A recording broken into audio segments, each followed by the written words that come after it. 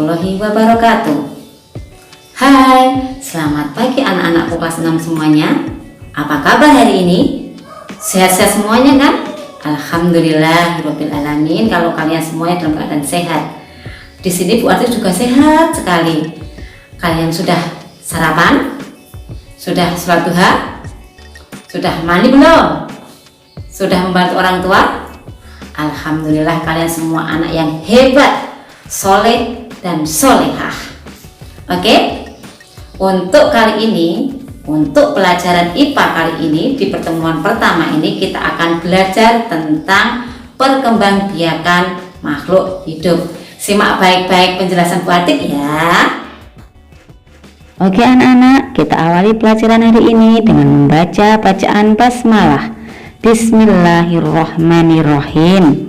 Oke, pada pertemuan kali ini kita akan belajar tentang pertumbuhan dan perkembangbiakan makhluk hidup. Pertama, pertumbuhan dan perkembangbiakan manusia. Tumbuh merupakan pertambahan ukuran dan jumlah sel-sel yang bertambah besar, tidak dapat mengecil lagi. Berkembang merupakan proses perubahan organ tubuh dan fungsinya menuju kedewasaan. Perkembangbiakan manusia diawali dengan peleburan sel kelamin jantan dengan sel kelamin betina atau yang disebut dengan pembuahan atau fertilisasi. Pembuahan menghasilkan zigot. Zigot berkembang menjadi janin, kemudian berkembang menjadi bayi. Tahap pertumbuhan dan perkembangan manusia sejak bayi dalam rahim sampai lanjut usia. 1. Masa fetus, yaitu sejak terbentuk zigot sampai bayi dalam rahim. 2. Masa balita. 3. Masa anak-anak. 4. Masa remaja. 5. Masa dewasa. 6. Masa tua. Masa pubertas merupakan masa yang mengawali masa dewasa. Perkembangan manusia yang dialami pada masa pubertas. Pada laki-laki, perubahan primer berupa diproduksinya sperma oleh testis. Perubahan sekunder, tumbuh kumis, jambang, dan jenggot. Suara membesar, dada lebih bidang, tumbuh jakun, alat kelamin membesar, tumbuh rambut halus di sekitar kemaluan. Pada perempuan, perubahan primer berupa diproduksinya sel telur oleh ovarium. Perubahan sekunder berupa payudara dan pinggul membesar, suara menjadi melengking, tumbuh rambut halus di kemaluan, dan menstruasi. 2. Pertumbuhan dan perkembangbiakan hewan. Perkembangbiakan hewan ada 2. 1. Perkembangbiakan hewan secara tidak kawin. 2. Perkembangbiakan hewan secara kawin. Perkembangbiakan hewan secara tidak kawin adalah perkembangbiakan yang terjadi tanpa adanya pembuahan oleh hewan jantan terhadap hewan betina. 1. Membelah diri terjadi pada hewan bersel satu seperti amoeba, paramecium, dan bakteri. 2. Fragmentasi. Fragmentasi adalah pemotongan bagian tubuh. Induk hewan memotong bagian tubuhnya sendiri tanpa merasa sakit. Selanjutnya, potongan tersebut tumbuh menjadi individu baru. Contohnya pada planaria atau cacing pipih. Yang ketiga, tunas terjadi pada hidra. 2. Perkembangbiakan hewan secara kawin. Calon individu baru dibentuk apabila terjadi pertemuan antara sperma dengan ovum atau yang disebut dengan pembuahan. Pembuahan dibagi menjadi 2. Pembuahan di dalam tubuh atau internal, contohnya pada ayam, itik, angsa. Dan pembuahan di luar tubuh atau eksternal yang terjadi pada ikan dan katak. Perkembangbiakan hewan secara kawin dibagi menjadi 3.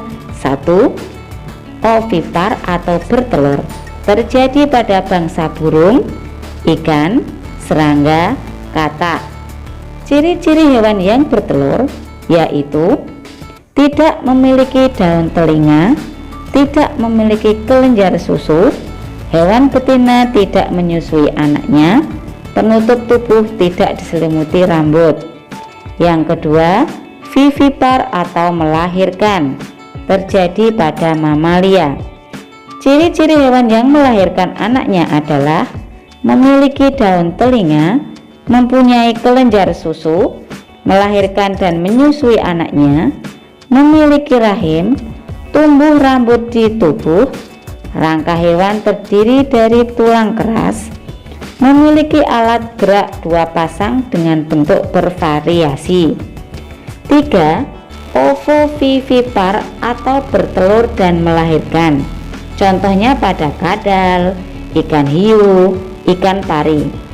Telur yang dikeluarkan hewan betina di dalamnya sudah terdapat bentuk bayi, jadi seakan-akan bayi yang terbungkus cangkang.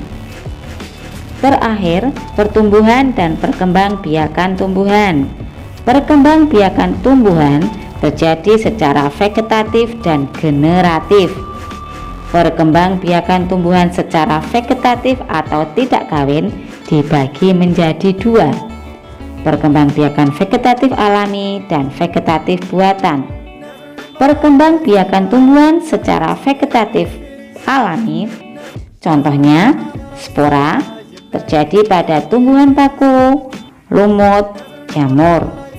Membelah diri terjadi pada ganggang hijau. Rizoma atau akar tinggal terjadi pada jahe, kunyit, lengkuas. Kemudian geragih atau setolon terjadi pada arbe, stroberi, semanggi, pegagan. Tunas terjadi pada sukun, cemara, pisang, cocor bebek. Umbi akar terjadi pada singkong, wortel. Kemudian umbi batang terjadi pada kentang, ketela, dan umbi lapis terjadi pada bawang bombay, bawang merah, bunga bakung, bunga tulip. Perkembangbiakan tumbuhan secara vegetatif buatan. Cangkok hanya dapat dilakukan pada tumbuhan dikotil seperti mangga, jambu, jeruk. Stek menanam bagian tumbuhan yang dipotong seperti batang, tangkai, daun, atau pucuk. Contohnya pada singkong, tebu, mawar, cocor bebek, dan teh. Merunduk, perkembangbiakan yang dilakukan dengan cara merundukkan atau menyentuhkan ranting atau cabang pada tanah, kemudian menimbunnya. Contohnya pada tebu dan anyelir. Okulasi atau menempel, tujuannya menggabungkan sifat-sifat tumbuhan yang baik dari 2 tumbuhan yang sejenis. Mengenten atau menyambung, menggabungkan 2 tanaman yang sejenis. Tujuannya memperoleh tanaman baru dengan sifat-sifat yang lebih baik. Perkembangbiakan tumbuhan secara generatif atau secara kawin dialami oleh tumbuhan berbiji, terjadi melalui penyerbukan.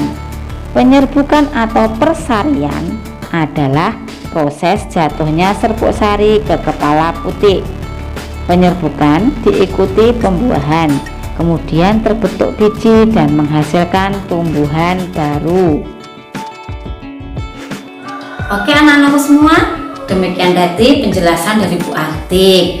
Nah, untuk pelajaran selanjutnya kita tunggu video selanjutnya ya. Jangan lupa belajar, sholat, beribadah, murojaah, baca Al-Quran, dan jangan lupa selalu hormati orang tua. Mohon maaf ya kalau Bu Artik banyak salah. Dah. Wassalamualaikum warahmatullahi wabarakatuh.